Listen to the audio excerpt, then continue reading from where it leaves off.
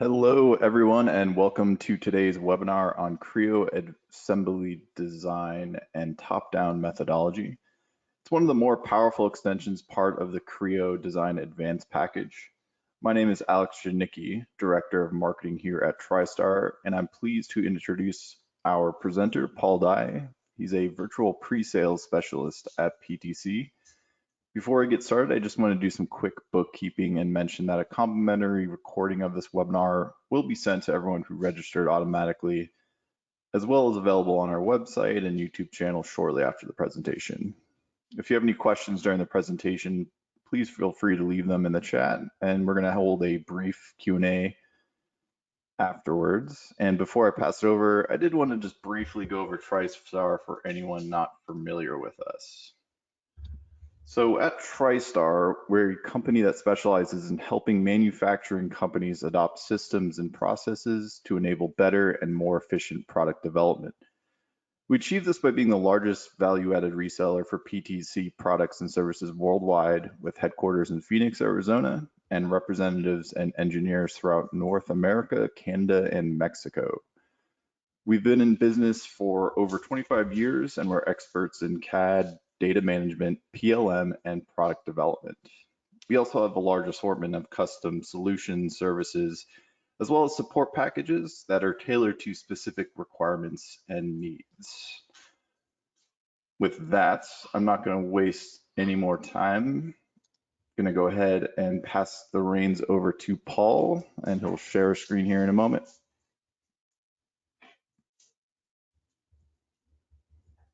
All right, and let me know whenever you can see my screen. Looks good. All right, thank you very much. And thank you everybody for being on. Again, my name is Paul Dye. I'm with a group called the Virtual Center of Excellence with PTC. Our group is primarily involved with giving high-level overviews of pretty much any of the different PTC products. So obviously, Creo is one of the big ones. Windchill, also into Vuforia for augmented reality, ThingWorks for the Internet of Things. We cover a lot of different areas. And that's what I want to do today, is go over one of really, like Alex mentioned, one of the strongest capabilities and extensions that we have with Creo in the advanced assembly extension. It's something that people oftentimes think as essential, just as anything that you would see with your basic Creo parametric. They see this as essential to the work that they do within their assemblies and really their process overall. So this covers a lot of these different capabilities. I'm going to go through and talk to it to pretty good depth. Again, if you have any questions, feel free to drop those in and we can take them towards the end of the call today. If there's anything that I'm not able to answer on the call specifically today, something that I can reach out to, I have a pretty extensive field team that we can get answers to pretty much anything that you're going to have. So feel free to put those in. We'll take them towards the end. But with that, we can go ahead and get started. So one of the things that I really like to do whenever we first get into talking to any of the different extensions or any of these different capabilities is first going through some of the real use cases and some of the challenges that this looks to address. Right, we'll go through the solution to that. We'll go through some of the capabilities, go through the full demonstration so you can see what that workflow looks like in the context of Creo. And then we'll wrap up with just a little bit of value and how we see moving forward from there. All right, so first just looking at some of the challenges, especially when you're working with larger assemblies, there's often going to be multiple people or multiple different teams working on it, and you need to be able to work together. You need to be able to share information, keep everybody on the same page, and you need to be able to control that process. So you don't have two people working on the same thing, or worse, working in opposite directions. And as you see the assemblies get larger, more complex, you see those losses and productivity become larger and larger as well. And some of the teams that you work with might even be outside of the company. You have partners, suppliers. They oftentimes need information, and you need to make sure that their information is matching up with your information. But maybe you don't want to share all of your intellectual property with those outside companies. You need to be able to secure it, but at the same time, still be able to transfer the information that you might need to. And looking at CAD traditionally tends to be somewhat limited whenever you're working with those type of designs, because whenever you're working on a design with 10, 15, 20 other people, a lot of times you do need dedicated tools to assist you there. And if you don't have a system in place to work with those larger assemblies, it could be a very slow, very tedious process to plan, to document, ultimately to assemble the design. So really, what can we do to combat a lot of those challenges? Well, what we see tons of Creo customers do is address all those different things within the advanced assembly extension, or AAX, I'll probably call it a lot. So this extension really gives you design tools specifically built out to combat the challenges that we see with those larger complex assemblies. Even with some of your more simple assemblies, right? There's a lot of different design techniques that we can use here. And what it's looking to do is speed up the assembly process among your design team, with outside teams, even down to manufacturing, and then being able to effectively manage everything throughout that process. And taking it from the top, it really does start with the idea of top-down design, being able to plan the framework of how an assembly is going to go together, what it's going to look like. And we're doing that all from the beginning. And this might be something that you've heard of or worked with in the past. It starts with the idea of skeleton models. These really lay the framework for which areas of the assembly that we're working on, which are the ones that other people are working on, and give us the ability to share and work with only the areas that we're concerned with.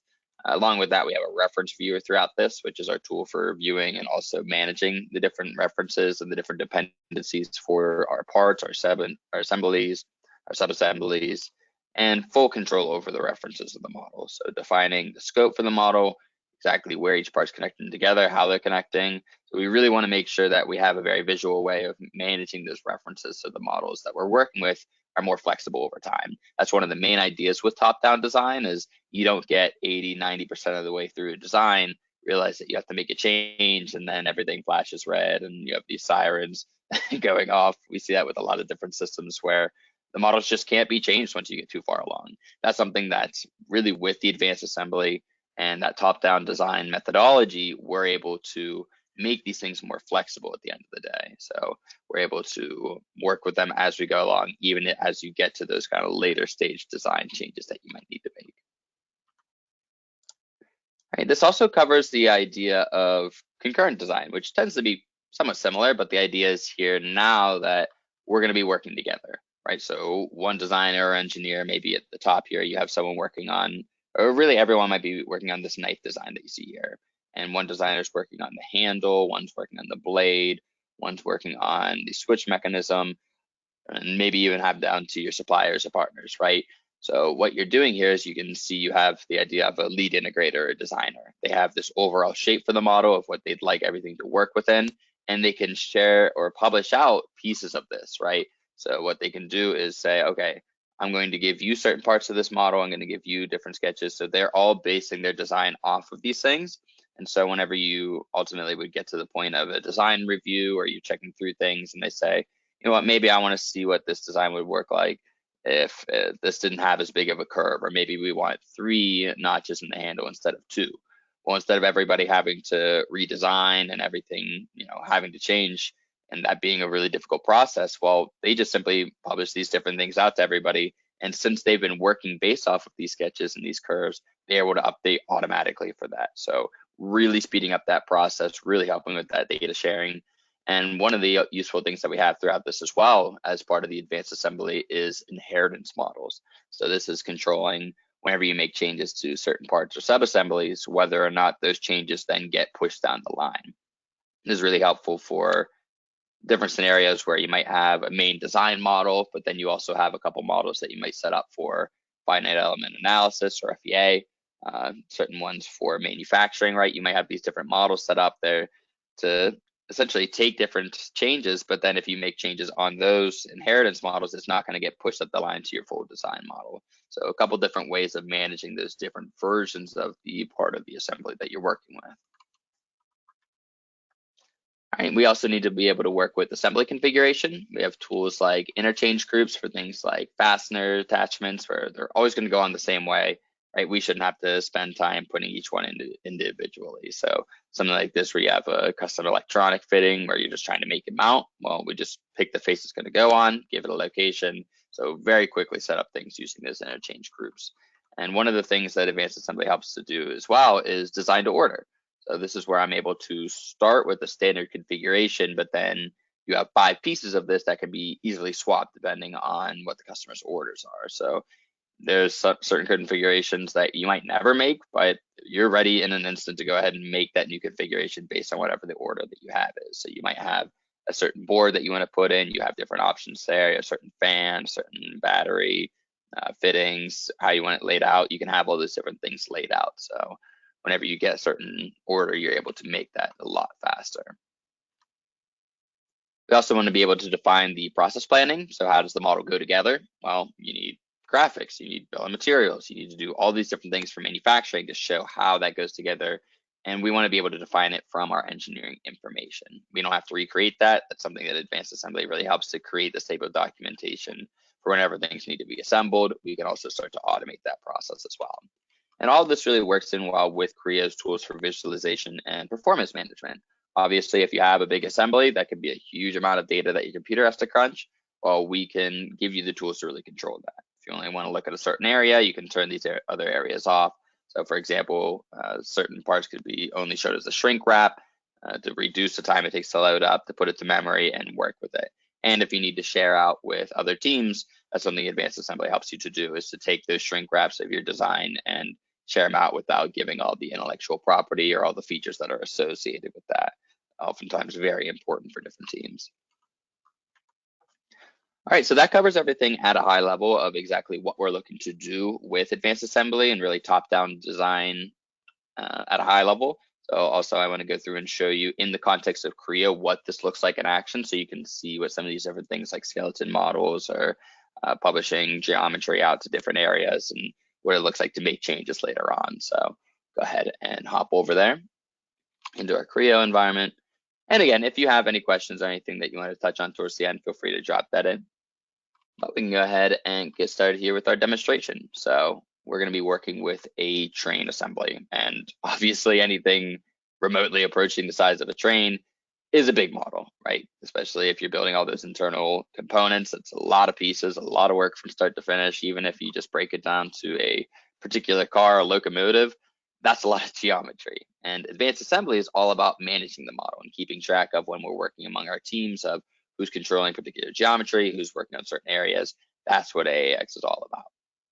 And a lot of it revolves around the idea of that skeleton model. So a skeleton model is lines, arcs, curves, surfaces. It's anything that you want to use to set the overall control of the model.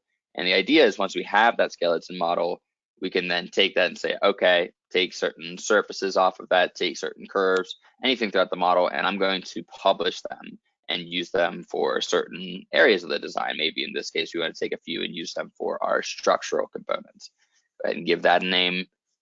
And then even with that same skeleton model, maybe we want to make another set of published geometry. So for this one, let's grab a surface over here, maybe another set of curves. It's really whatever makes sense: curves, lines, arcs, datum points, any references that you're going to use downstream. And you're grouping them into specific uses. So for this one, maybe they're going to be for some of our interior components. So maybe we need to grab the windows or sketch for that window. I'm grabbing that all and grouping it into specific areas. So I'm going to make it easier to find and make use of later on. All right, so now I've got my skeleton set up. We can go into our, first of all, structural model. So inside of my structural model, I have the skeleton model, and what geometry do we have in here? In this case, we can go ahead and grab any of that we have from the published geometry I had from earlier. And same thing for our interior subassembly. So I'm going to go ahead and copy the geometry that we had from before. In this case, it's going to be that published geometry we had for interior. Go ahead and grab that. And so now I've got those components sort of fed down from my skeleton models, and we can go ahead and open one of these structures up. And that's part of the key here is now I, a certain designer, could be working on the structure model, somebody else could be working on the interior, and we're not getting in each other's way. That's because the skeleton that's coming from the top level is really controlling that work that we're doing. And now we can go ahead and do some of that work. So now here I know I need some additional support hoops to help that structure. I can just simply use that curve. In this case, I'm going to do a sweep of that shape to show you how that would work. I'm going to sweep that section along the curve. And now I've got my beam profile. And from there, it's really just some standard Creo work. Cut out where the upper support structure goes, shell it out to a different shape, whatever you're going to do, just some standard CAD work. And the idea is that the master overall shape is still being controlled by that top level skeleton geometry. And that's what advanced assembly is all about. It's making it very easy to make those connections, to control them, and as we see here, changing them. So we could go ahead and pattern that hoop along the length of the cart, modify the spacing of that if we need to.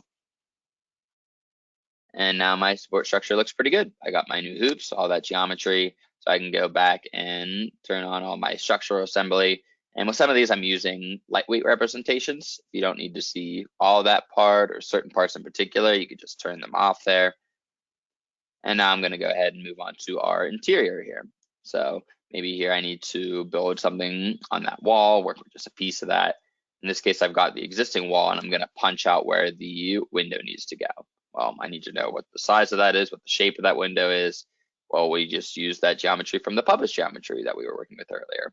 We can grab that loop here if we need it. Go ahead and make a form feature out of it. Go ahead and assume that this is a big sheet metal piece. It's going to be punched out. We can give it a certain thickness out. In this case, I'm just going to give it extra because I know I'm going to trim it down based on the surface that we pulled from the master model. And we can work with it, give it a taper, a round, whatever we want to add to it. And again, this comes out a lot further than we need it to, so we can go ahead and cut it down. Make sure it goes on both sides there.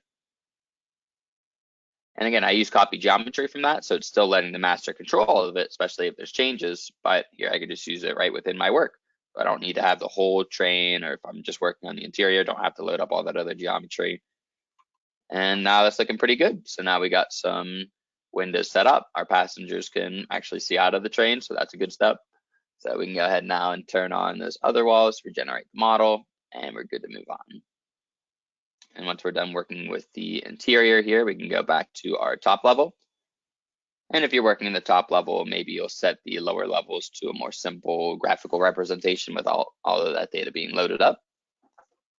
And now let's go ahead and work on the doors. So it's the same sort of thing, right? I got my skeleton model here inside of my door assembly. In this case, I also have a shrink wrap with the rest of the geometry. I might need to work on the door. I just want to see the rest of that piece, but I don't necessarily need to work on the whole entire car assembly. Well, I can bring things like a shrink wrap of the existing floor structure and just work around that. Now let's go ahead and use some of that copy geometry like we did before. But in this case, what I want to do is I want to control it. So if you go into this update control, you have different options. Right now it's set to update automatically, but one of the things that you can do is set it to either be no dependency if you don't want changes to happen automatically. If you make a change to this and you don't want it to update, you can set that. But one of the other important things that we could do is actually have this to be manual with a notification. So whenever there's a change to anything that's defining the structure, the surface, we're going to get an update later on. It's not going to do it automatically, but it's going to let us know, so it gives us the chance to review some of these changes. So again, this is going to make more sense as I go later on and make changes to that master skeleton, and it's going to update this. So we'll see that in a little bit.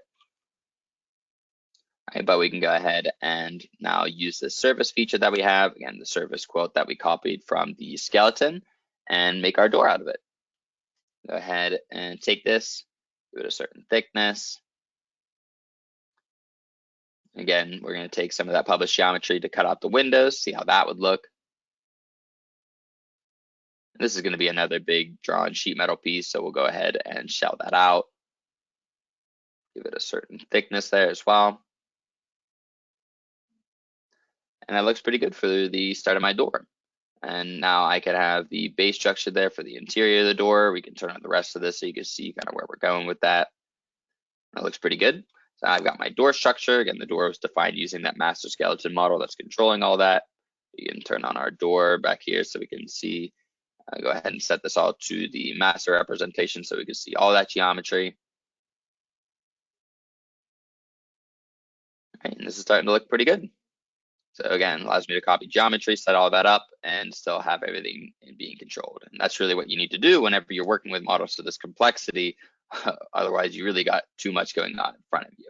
So now that I've got my model set up to be controlled, we can go through and start to change some things. And one of the best ways we have of doing this within Creo is through the use of a design exploration session. So this is something that's actually available now just out of the box with Creo, out of our design essentials. This is a very easy to use module that simply says, I'm going to keep track of what you're doing, right? And what we're doing, instead of having to make copies of everything once we go through and make different iterations, it just says, set up these different checkpoints throughout your design, right? Go ahead and make the changes what you need to do. And then whenever you get to certain stopping points or anything that you want to reference back to, you just make a checkpoint. It doesn't make new versions of the files, new iterations that you have to manage in your PDM system, right? It's all managed for you within this. And then at only the point that you'd want to save any of those changes, then you would actually do a save and then have this all be affected to the model. Again, a little bit different from what we're doing with advanced assembly, but these two extensions work in really well with one another. All right, so to show how this would work, we can go ahead and work with our overall skeleton geometry here that we have for the design of that cart. So this is what we built everything from. Maybe we've decided that after a design review, we need to thin down the bottom of that. Okay, so we can go ahead and pull over that profile and update things. And what happens is basically everything changes because it was defined from that skeleton model. That's what I want, is now it's changed all those different walls. And we can notice that there's actually one thing that didn't get changed automatically, right? That was because earlier we said that we wanted this one to be associative with a notification. And I only want to update it whenever I want to. So now I could leave it as unchanged, or at any point I could go ahead and do some examining of the model to see what happens. So what we can do is actually show exactly what's been changed. This allows us to see what's outdated now. It shows us what exactly has been changed. We can see we got a different profile there. And if I'm happy with it, then we could choose to then have that update. So it doesn't have to be everything's controlled, everything updates or regenerates automatically. You could really have those specific controls in the areas that you want to manually update. And again, using that design exploration session, I can add in a checkpoint wherever I want to reference back to, and then just keep moving on from there. All right, so let's go ahead and keep moving on here to our passenger car. We can open up just a cross section of this so we can see inside here. Maybe I want to make a change to that. And this really just goes back to normal Creo work. Maybe I need to change the armrest, whatever it's going to be, right? Any change that you need to make. What the design exploration is basically doing is watching those different changes that I'm making, allowing me to say what I like, what I don't like, and clearly showing what happened. In this case, it's just changing the armrests. I added in the feature, reoriented, and we have all these tools for tracking this as well. So you can see exactly what's been changed, what's been renamed, what's been moved around. And I have these tools to help me. And then at any point throughout that, I can simply just make a checkpoint, always reference back to that, right? So I can go to any of those chair changes. I can see exactly where the model was at whenever I made a shell change, or even back at the pre-modified version of that if we ever wanted to reference back to that as well. You could just simply say, I want to activate that particular checkpoint. Really helpful for setting up these different iterations of the design. All right, and once we are happy with one of these changes, we can go ahead and have that accepted. And now only at this point is it going to be applied to the model that you're working with.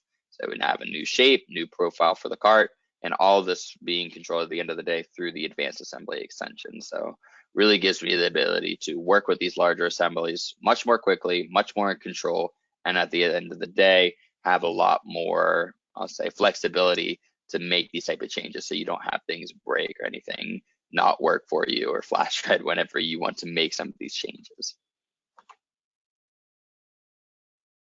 All right, so just a brief introduction into what that overall design process would actually look like in the context of Creo.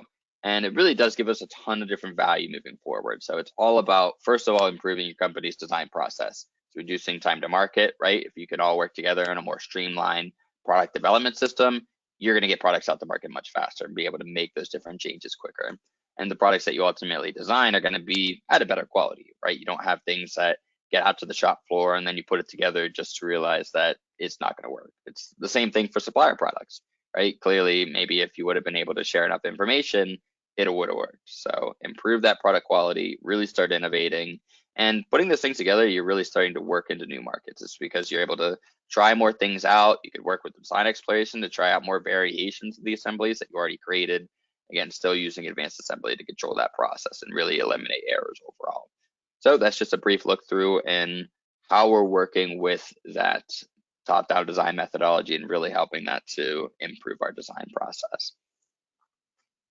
All right, so that's about everything that I wanted to go through and show from my side. Again, if there's anything that you'd like to add, Alex, as well, feel free to do that, and we could take any questions that anyone might have.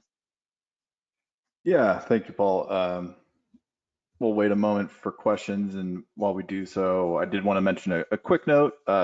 Till the end of the month, really, a couple weeks till the holidays, there's several promotions on Creo. So if you're waiting to upgrade or this extension looks interesting, we definitely encourage you to act fast. Reach out to one of our representatives at TriStar. We can set up, more in-depth demos, more personalized demos, and it does look like we do have a question. How easy is it to share those checkpoints with other users? Yeah, good question. So those checkpoints that you're working with in the design exploration are simply just part of the part or the assembly file that you're working with. So if you were to share off that part of the assembly with somebody, it's just as easy as saying file open session, and then you're pulling up that design exploration session. So it's basically, in short, just as easy as it would be to send over the file of the part or model that you're working with. And it's just tied in. It's essentially metadata as part of the model that you're working with. Excellent. All right.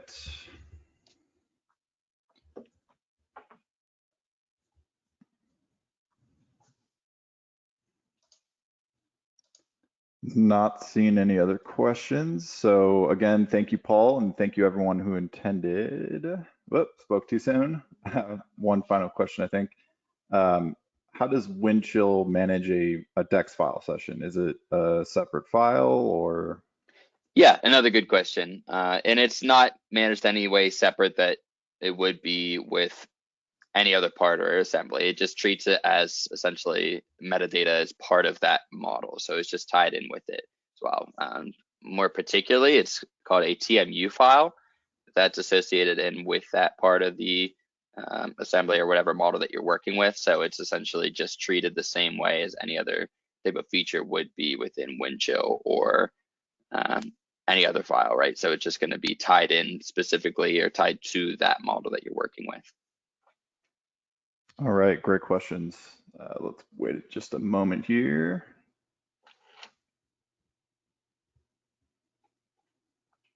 Yeah, I've seen that a lot of people that work with the design essentials don't even know that they have access to that design exploration session. So again, it's just out of the box now with any updated version of Creo, you're just going to have that available. So definitely something good to know that you have access to, and again, really easy to get up and working with.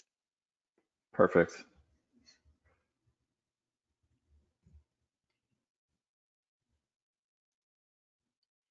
All right, looks like that will be all. We definitely encourage you to share the on-demand recording with colleagues or on social media. I did want to mention you'll find additional webinar replays, more information, as well as free trial links on tristar.com. Thanks again, everyone, and enjoy the rest of your Thursday, Friday, and have a wonderful weekend. Thank you. Have a good one.